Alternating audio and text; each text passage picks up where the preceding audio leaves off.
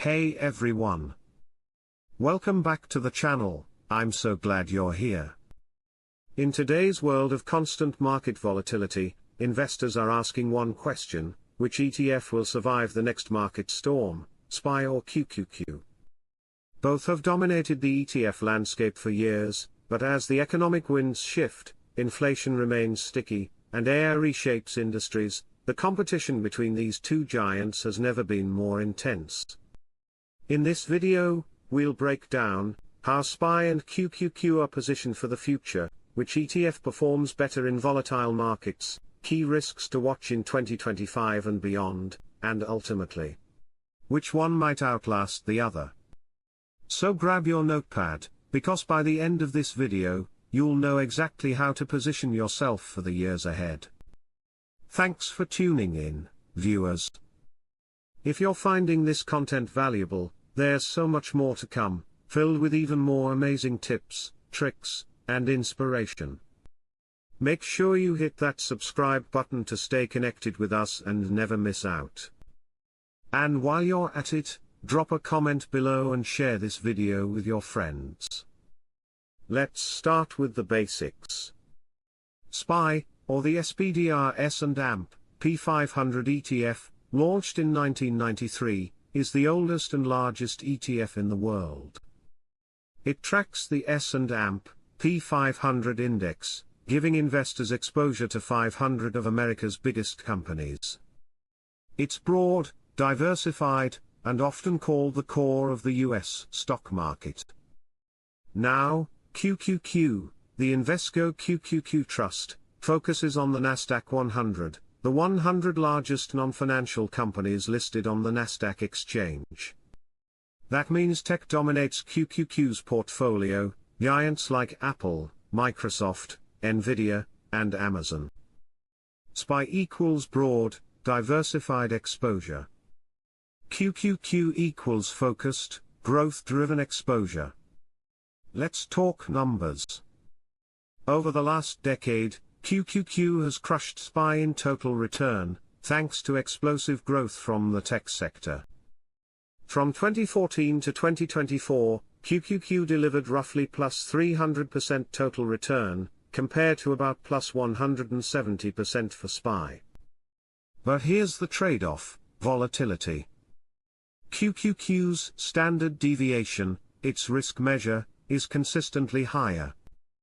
During market pullbacks, QQQ tends to fall harder than SPY.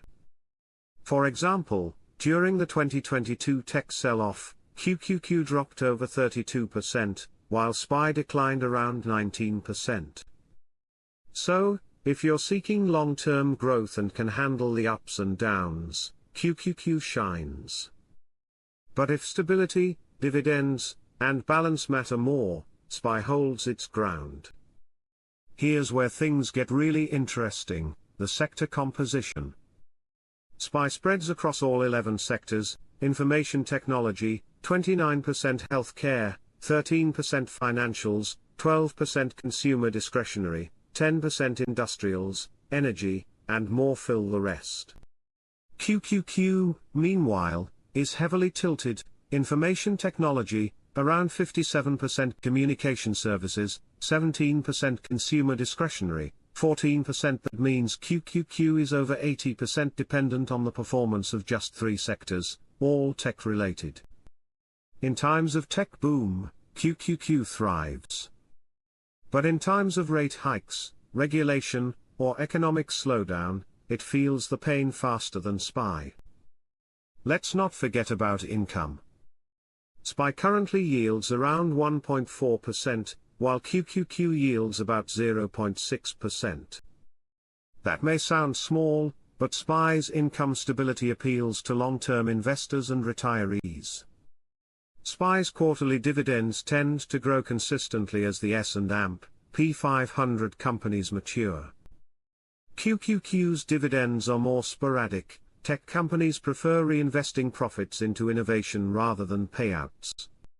So, for those seeking consistent cash flow, SPY wins. But for growth seekers focused on capital appreciation, QQQ remains unmatched.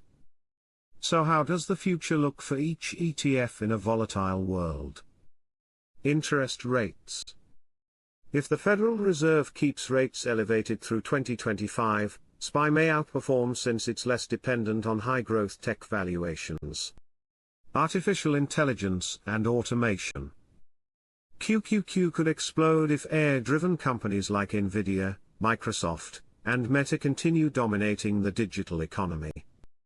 Recession scenarios. Historically, SPY tends to hold up better during economic downturns due to its exposure to defensive sectors, like healthcare, consumer staples, and utilities. Innovation cycles, however, every major bull market in the last 20 years was driven by innovation, and that's QQQ's territory. Both ETFs come with risks, but in different ways. SPY's biggest risk is index dilution. Its 500 holdings include both winners and laggards, which can drag down returns. QQQ's biggest risk is concentration. Just 5 companies make up over 40% of its weight. If even one stumbles, like if Apple or Nvidia disappoints, QQQ's performance can be hit hard. So while SPY provides safety in numbers, QQQ provides performance through concentration, until volatility strikes. So, which ETF will survive in the long run? The truth is, both will. But they'll play different roles in investor portfolios. SPY will remain the go-to ETF for broad market exposure, income stability, and long-term balance. QQQ will continue to dominate as the innovation ETF, capturing the future of AI, tech, and digital transformation. In a volatile market, a smart investor doesn't pick one over the other, they combine both. A 60-40 or even 70-30 split between SPY and QQQ gives you diversification, growth, and protection, the perfect trio for uncertain times.